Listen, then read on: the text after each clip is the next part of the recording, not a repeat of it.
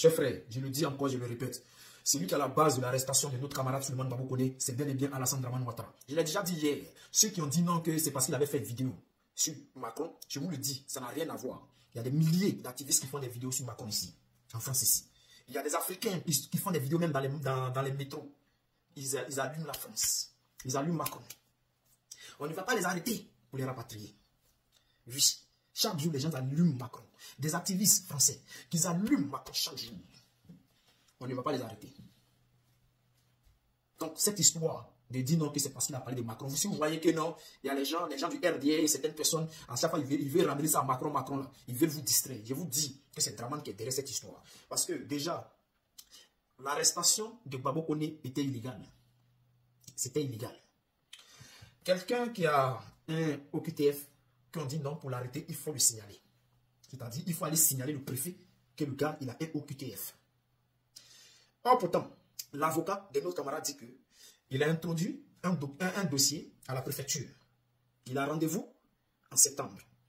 Quand tu constitues un dossier et que tu vas déposer à la préfecture, avant de sortir de la préfecture, pour qu'on te donne ton rendez-vous, pour voir s'ils vont valider le dossier ou pas, on te donne ce qu'on appelle un récépissé. On te donne ce qu'on appelle un récépissé.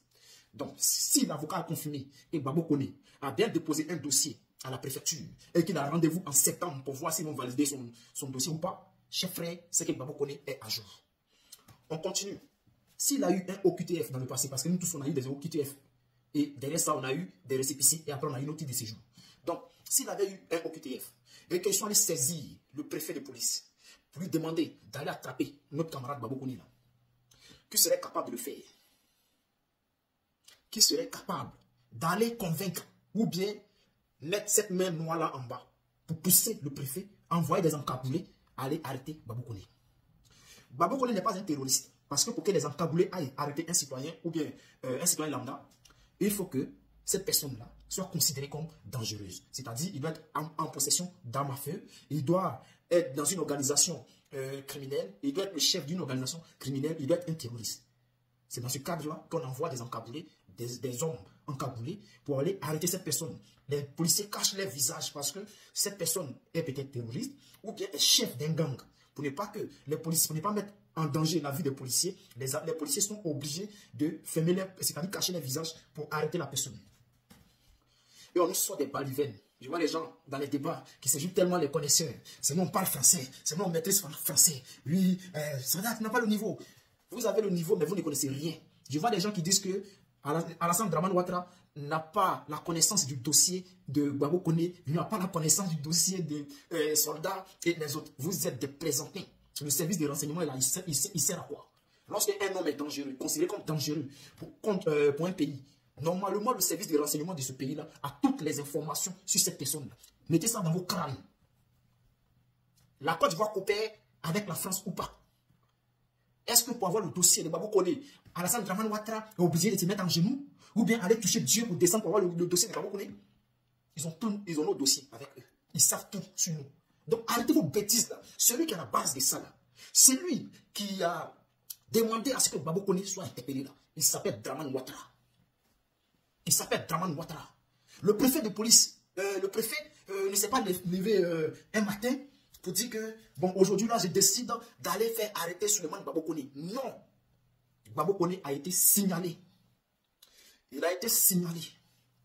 Et c'est pour cela que les gens ont tenté à sa vie. Parce que lorsque tu vas arrêter quelqu'un, ou bien tu vas interpeller quelqu'un, ou bien tu vas signifier une convocation à quelqu'un, tu ne vas pas pour agresser la personne. Comment on peut venir dire à Babou Koné que non, tu es en situation irrégulière? Sachant très bien que Babou Koné venait de déposer un dossier où il a fait une demande de titre de séjour. Pourtant, quand tu fais une demande de titre de séjour, tu as un récépissé. Donc, quand tu as le récépissé, tu as en règle. Tu as en règle. Si c'est ta offre pour la première fois, tu vas déposer ton dossier, là, tu déposes ton dossier et quand on t'appelle, je crois après, on te donne un rendez-vous et après, maintenant, tu vas à la préfecture. Et une fois arrivé à la préfecture, on te donne maintenant un récépissé. Mais ce n'est pas le cas. Babou Koné est parti directement à la préfecture. Et il a rendez-vous en septembre. C'est pour ça qu'on vous dit que le dossier de Babou Koné n'est pas simple. Le dossier de Babou Koné n'est pas simple. Donc, vous qui vous jouez les connaisseurs, on vous demande tous Ce lundi, allons-y tous. Soutenir notre camarade. Ce lundi. Allons-y tous.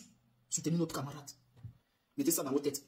Ceux qui racontent du n'importe quoi dans les panels, là, ne les écoutez pas. Et je le dis, je le répète, Draman est derrière ça. Draman veut tuer notre camarade Suleiman Babou Koné. Donc, on doit barrer la route à Draman Ouattara.